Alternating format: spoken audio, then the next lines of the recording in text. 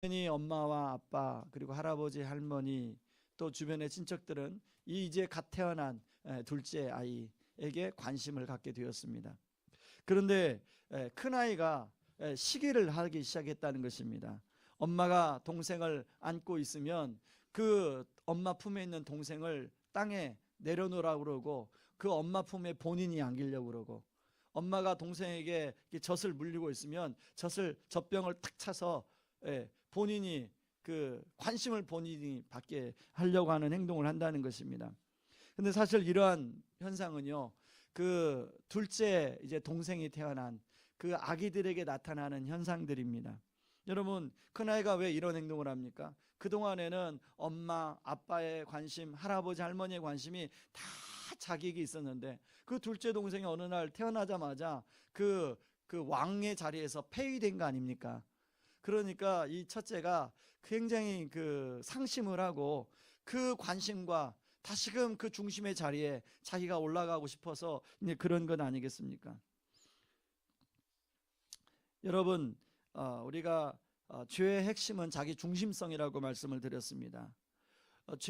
이 죄는 아무것도 모르는 이제 그 갓난 아기, 그 어린 아이의 모습 속에서도 그 죄의 모습이 나타나고요, 사춘기 자녀 속에서도 그런 죄의 자기 중심성이 그대로 드러나는 거 아닙니까? 여러분, 사춘기 자녀들 키워봤겠지만 모든 관심을 다 자기한테 맞춰달라고 그러고, 그거 다 맞춰줘도 얼마나 막 말을 그렇게 좀 기분 나쁘게 하는지. 그런가 하면 신혼부부, 이제 각 결혼한 신혼부부 모습 속에서도 이런 자기중심성이 나타납니다. 서로 그 패권을 가지려고 흔히 줄다리기를 하고, 내가 이만큼 양보하면 저 사람이 나를 얕잡아 볼 텐데, 앞으로 결혼 생활이 힘들 텐데, 그러면서 막 팽팽한 긴장감이 있고, 그런 그 모습 속에서도 자기 중심성이 나타나고요. 그런가 하면 중년의 부부, 심지어는 노년의 부부 모습 속에서도 이런 자기 중심성이 나타납니다. 그리고 교회 안에 부서, 봉사하는 부서 안에서도 이런 자기 중심성이 나타납니다. 고린도 교회 그런 모습이 나타나고 있는데요, 이 사도행전 18장에 보면 고린도 교회가 유대인들의 반대와 핍박 속에서 하나님이 바울을 이렇게 위로합니다. 이 성에 내 백성이 많음이라. 바울이 이 말씀을 듣고 낙심하는 가운데 열심히 전도하고 복음을 전해서 세운 교회가 고린도 교회입니다. 1년 6개월 동안 머무르면서 사람들을 말씀으로 갇히고 말씀으로 또 회심시키고, 그리고 고린도 교회는요, 그것뿐만 아니라 바울이 지나간 다음에 아볼로라는 이 성경에 대해서 엄청나게 박식한 사람이 그 다음에 목회자가 되었습니다. 그런가 하면 베드로가 와서 또 엄청난 부흥회를 일으킨 것 같아요. 이처럼 고린도 교회는 많은 다양한 거라산 같은 영적 지도자들에게 은혜를 받은 교회였습니다. 그런데요, 1장 12절에 보니까 이 바울이 고린도 교회를 떠나서 이제 다른 데서 복음을 전하고 있는데 들려져 온 소식은 교회 안에 분쟁이 있다는 거예요. 은혜 받는 것은 좋았는데 어떤 사람은 나는 바울파다, 어떤 사람은 나는 베드로파다, 나는 아볼로파다, 나는 이것도 저것도 아니라 나는 예수파다, 그러고 막 분쟁하고 서로 이렇게 싸운다는 거예요. 여러분, 성령님은 다양하게 역사합니다. 어떤 분은 막 그 성령 충만한 막 불러 할 때도 역사하는 분이 있고요, 어떤 분은 조용히 말씀이 전해질 때 은혜 받는 분도 있고요, 또 어떤 분들은 아주 논리적인 그 강의식 같은 그런 설교에도 은혜 받는 분 있고, 그건 왜냐하면 성령이 다양하기 때문에, 성령님께서 자체가 다양하기 때문에 그런 은혜를 다양하게 공급해 주신 줄 믿습니다. 그런데 고린도 교회 성도들은 그 자기가 받은 은혜, 어떤 사람은 막 베드로처럼 막 강력한 설교를 통해서 은혜를 받다 보니까 야, 베드로가 최고구나. 어떤 사람은 막 바울이 막 말은 막 별로 이렇게 잘 안 하는데 막 말씀을 깊이 있게 전하니까 막 그것 때문에 은혜 받아가지고 야, 바울이 최고구나. 어떤 사람은 막 구약을 막 너무나 꿰뚫는 아볼로가 막 말씀을 전하니까 이야, 신세계가 열리는구나. 그래가지고 막 나는 바울파, 나는 아볼로파, 나는 베드로파, 이렇게 하고 분쟁하고 있더라는 것입니다. 여러분, 우리에게 교단이 다른 것도 그런 것일 수 있습니다. 하나님은, 성령님은 어떤 사람에게 이 교단마다 다 강조점이 다르지 않습니까? 감리교가 강조점이 다르고, 순복음이 강조점이 다르고, 장로교가 강조점이 다른데, 어떤 분은 본인의 교단이 그것이 최고인 줄 알아요. 그래서 뭐 어떤 분은 막 장로교가 최고다, 어떤 사람은 뭐 순복음이 최고다. 그게 최고가 아니라 그 성령님이 최고인 줄 믿습니다. 성령님이 다양하게 역사하다 보니까 그 교단도 다양하게 우리에게 허락하셔서 우리가 다양한 교단에서 신앙생활 할 수 있도록 하지 않습니까? 저희 교회는요, 다양한 교단에서 신앙생활 하신 분들이 오셨어요. 그래서 저는 예수 그리스도가 최고인 줄 믿습니다. 이렇게 각자가 영향받은 것을 자랑하는 이유에 뭐냐면, 그 안에 들어가 보면 자기 의의 문제가 있다는 거예요. 내가 은혜 받은 것이 더 정통성이 있다는 거예요. 그 핵심이 뭡니까? 내가예요, 내가. 그런가 하면 고린도 교회는 유대인과 헬라인으로 구성이 되어 있었습니다. 여러분, 유대인들과 헬라인들은요, 문화적 갈등이 있었는데, 유대인들은 선민의식이 있었고, 선조들이 구약에 나오는 기적들을 많이 경험해서, 그리고 또 율법들을 잘 지켰기 때문에 굉장히 도덕적이고 의로운 삶을 살았습니다. 그런 것에 프라이드를 가지고 있었어요. 그런가 하면 헬라인들은 철학이 발달한 곳입니다. 학문이 발달한 곳이에요. 철학적 지성주의에 대한 프라이드가 이 헬라인들 안에 있었습니다. 그러다 보니까 유대인들은 유대인들 나름대로 자기가 옳다고 주장하고, 헬라인들은 나름대로 자기들이 좋다고 주장하고, 그래서 어디다가 정체성을 두느냐, 바로 따라서 이런 분열과 갈등이 일어나고 있더라는 것입니다. 다시 말해서 이 분열이나 갈등이 나타난다는 것은 여전히 그리스도인이 되었지만, 교회에는 다니지만 실제로 그 중심에 어디에 두고 있느냐에 달려 있다는 것입니다. 겉으로는 하나님의 왕국 시민처럼 사는 것 같지만 실제로는 자기 왕국을 살아갈 때 이런 모습은 나타난다는 것입니다. 여러분, 우리가 신앙생활하는 우리 안에도 이런 모습이 나타날 수 있는데요, 고린도 교회만 이런 게 나타나는 게 아니에요. 여러분, 우리가 신앙생활할 때 우리가 인간적인 것들을 자꾸 자랑하고 그럴 때가 있지 않습니까? 바로 그 중심에 그리스도가 멀어졌기 때문이에요. 나도 모르게 처음에는 그리스도가 그 중심에 들어왔는데요, 신앙생활 하다 보면 자꾸 다른 것이 들어오면 그리스도가 멀어져요. 그리고 그리스도가 멀어지기 시작하면 또 다른 게 자꾸 들어와요. 폴트립은 우리의 신앙생활에 신앙 속에 그리스도 대신에 중심에 그럴듯하게 그리스도의 모양으로 들어올 수 있는 몇 가지들을 언급하고 있습니다. 첫 번째는 율법주의와 도덕주의입니다. 여러분, 율법주의는 이것도 지켜야 되고 저것도 지켜야 되고, 그래서 율법주의적인 삶을 사는 분들은 굉장히 도덕적인 삶을 삽니다. 제가 이야기했잖아요. 제가 어릴 때 굉장히 도덕주의적인 삶을 살았다고요. 신앙생활에 자유함이 없어요. 그리고 다른 사람들도 선하고 윤리적으로 착하게 살 것을 자꾸만 요구해요. 그러다 보니까 함께 사는 사람들이 피곤하겠죠. 그런가 하면 두 번째는 형식주의입니다. 모든 예배와 봉사의 원래 동기는 우리 주님이 우리를 구원해 주신 그 은혜가 동기가 되어야 되는데, 여러분, 어느새 그 은혜가 사라지고 그 자리에 의무와 책임이 들어오고 형식이 들어오고, 그리고 해야만 되는 부담감이 들어오다 보니까 그것이 습관이 되어서 형식주의만 남게 될 수 있다는 것입니다. 그런가 하면 세 번째, 기복주의와 공로주의입니다. 순종하면 하나님께서 복을 주신다.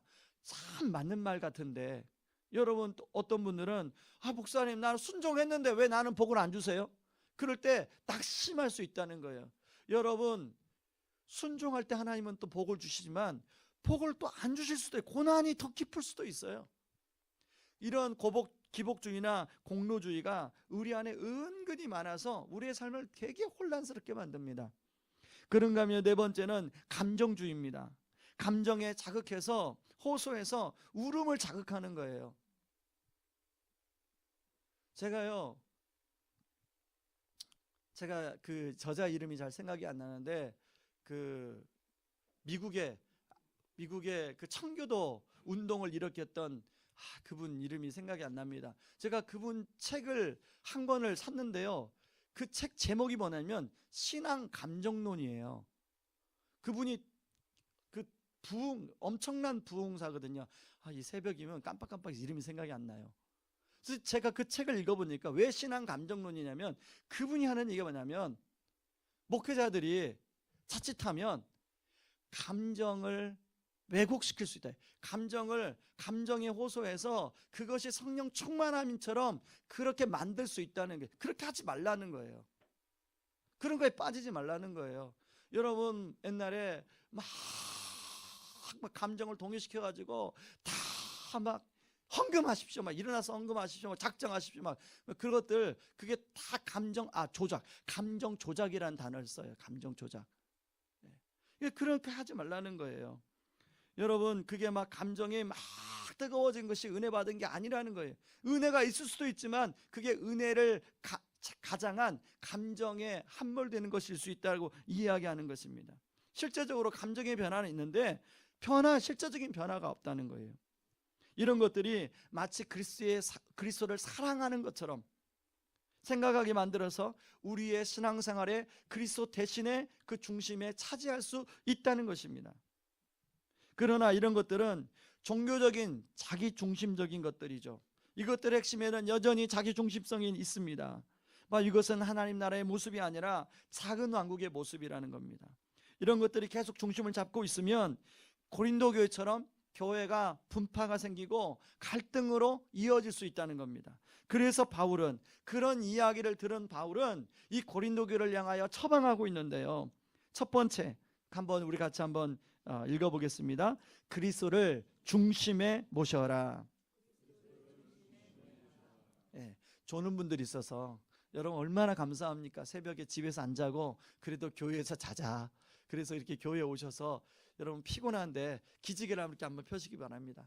기지개를 이렇게 피시고, 제가 올 봄에 죽전 우리교회 갔더니요, 죽전 우리교회는 특세하기 전에 그런 은사 있는 분들이 나오셔가지고 막 운동도 하고 막 제기차기도 하고 막 그렇게 하면서 하더라고요.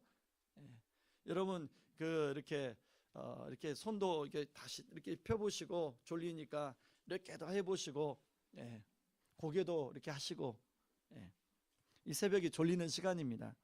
자, 22절에 보면요, 당시 고린도 사회의 구성원들 안에 중심이 무엇이 있는지 잘 보여주고 있습니다. 우리 1장 22절을 같이 한번 볼까요? 유대인들은 표적을 구하고 헬라인은 지혜를 찾으나. 여러분 앞에서 말씀한 것처럼 유대인들은 구약에 그 기적을 참 많이 경험했어요.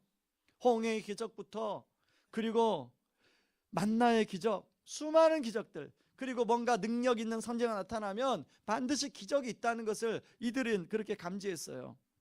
그래서 유대인들은 끊임없이 그런 삶의 기적들을 구하고 그런 기적이 나타나야 하나님의 임재가 있다고 생각했어요.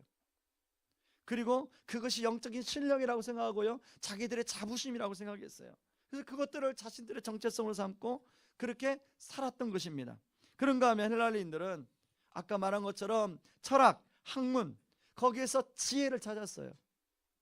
여러분, 그것들을 집대성한 것을 굉장히 민족적 또 자부심을 가지고 그렇게 살았습니다.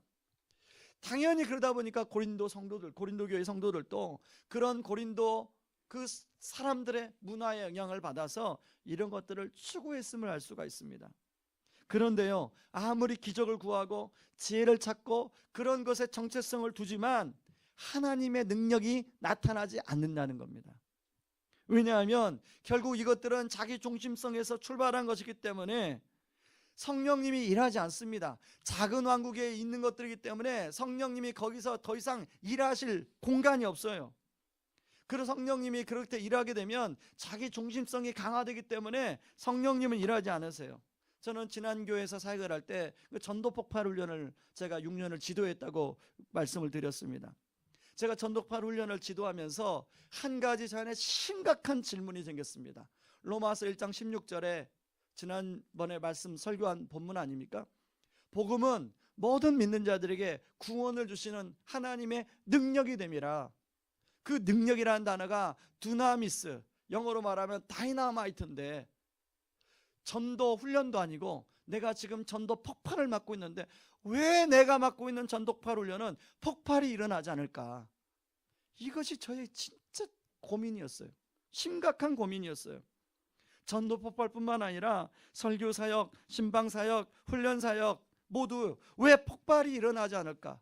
분명히 복음이 능력이라고 그랬는데 왜 복음은 나라는 도구로만 들어오면 그냥 아무런 능력 없는 힘을 잃어버린 그 화로는 펄펄펄 뛰는데 그 힘을 잃어버린 죽은 생선과 같아버리나, 이런 고민이 오랫동안 제 안에 있었습니다.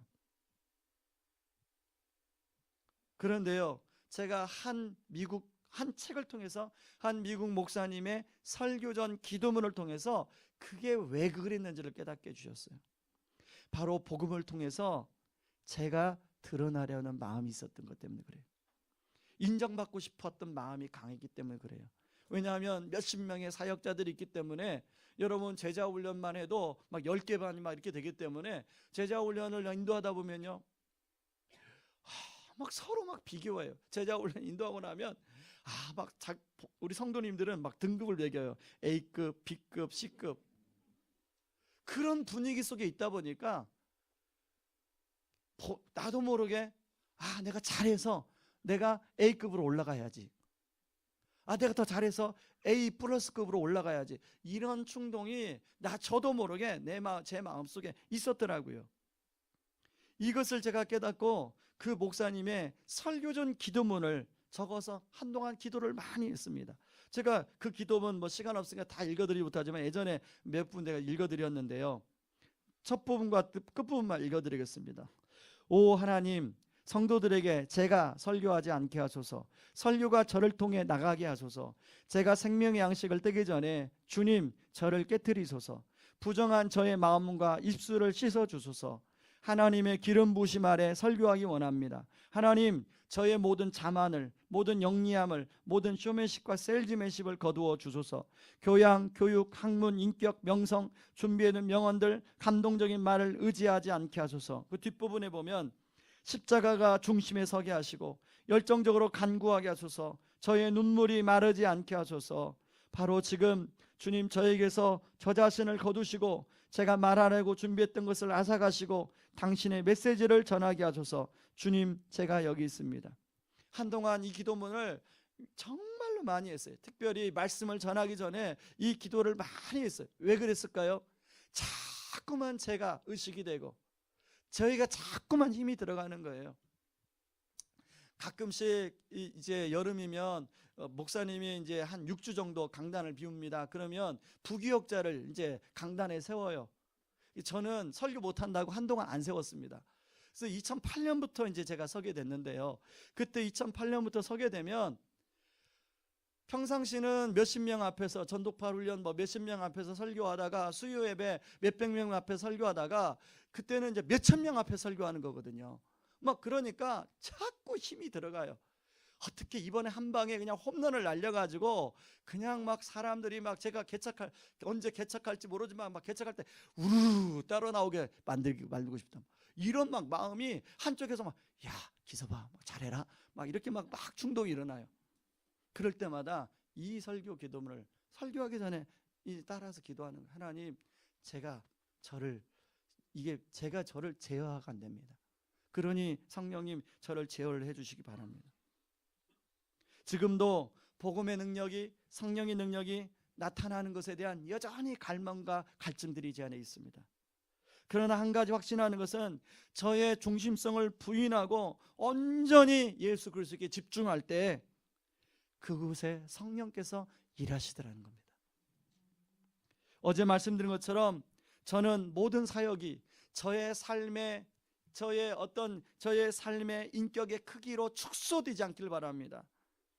그리고 그걸 또 기도합니다.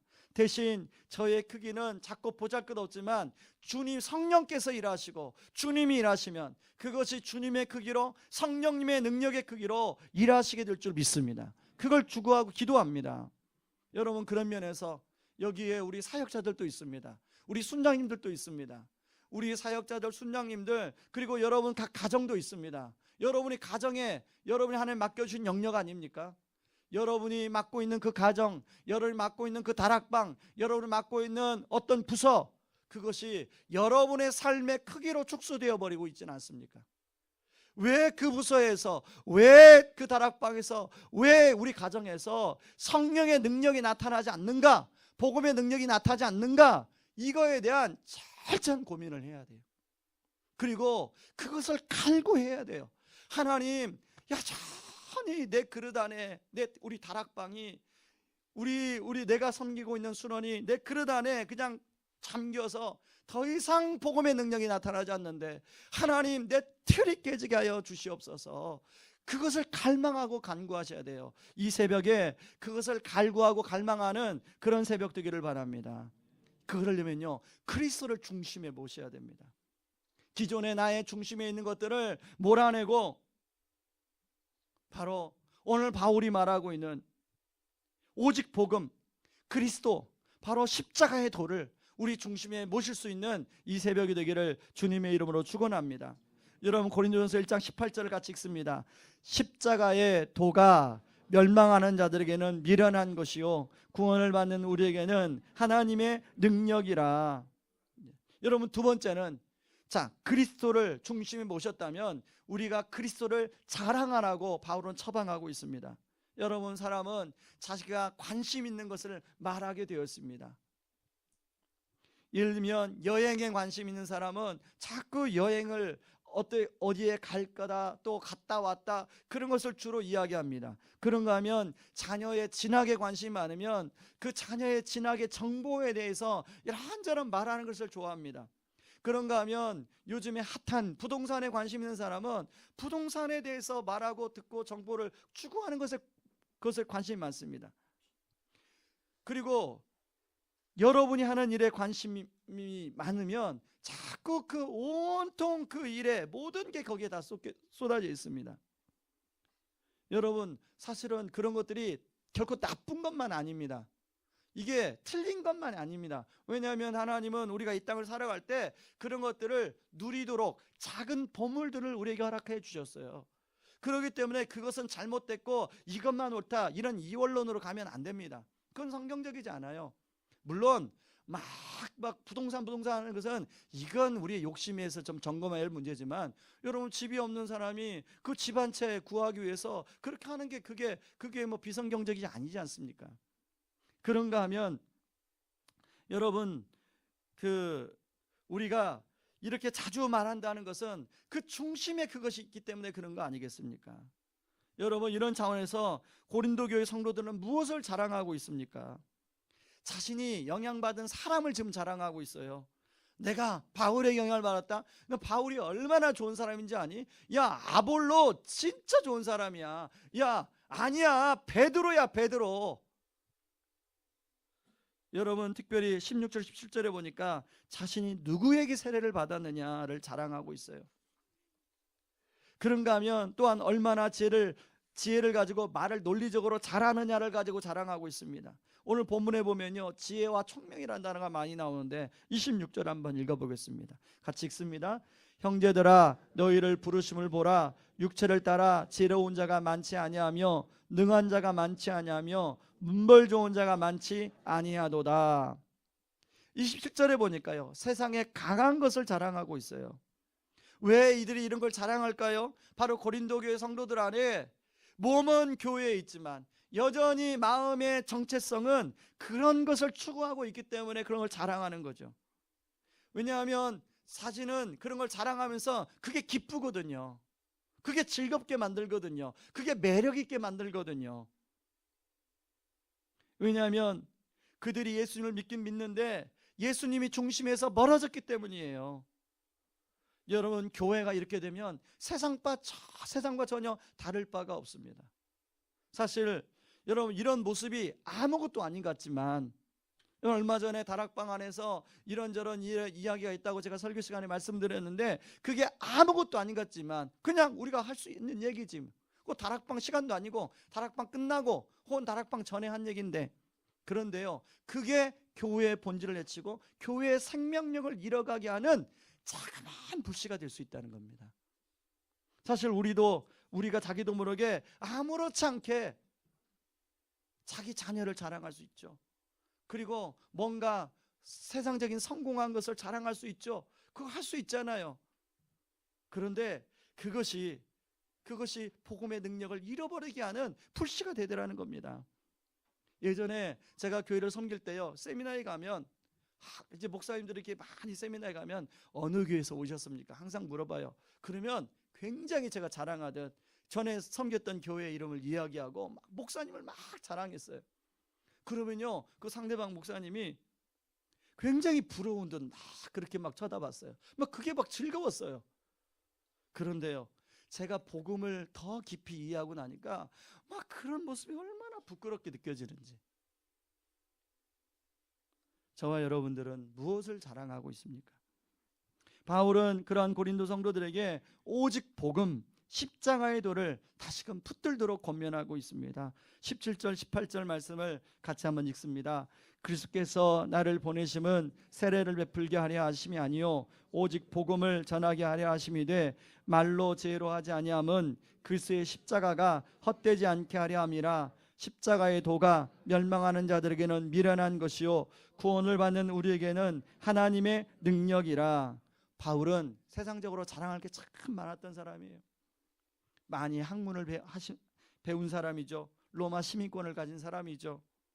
그런데 예수 그리스도 외에, 십자가 외에 사랑할 것이 없다고 말하고 있습니다. 왜냐하면 오직 예수님만 자랑할 때 성령의 능력이 드러나고 나타나기 때문입니다. 저는 매달 우리가 기도 제목을 드리는데요, 거기에 보면 평생 순장이라는 단어가 있어요.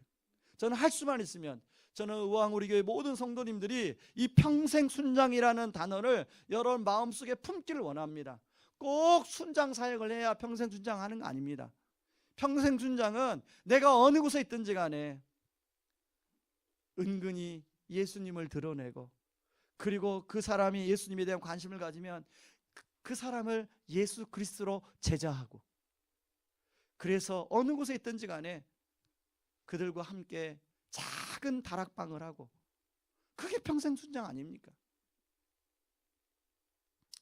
여러분, 다락방에서도 세상적인 이야기가 아니라 예수 그리스도를 자랑하고, 믿지 않는 친구들을 만나서도 여러분 다른 것을 막 이야기하고 자랑하는 것이 아니라 은근히 예수 그리스도를 자랑하고, 자녀들에게도 기회만 되면 예수님에 대해서 이야기해주고, 그래서 그들을 예수로 제자 삼는 그런 모습 되기를 예수님의 이름으로 축원합니다. 이 시간에 같이 찬양하고 기도하겠습니다. 내 삶의 이유라 함께 찬양하겠습니다. 여러분, 우리 삶에 참된 소망, 참된 힘,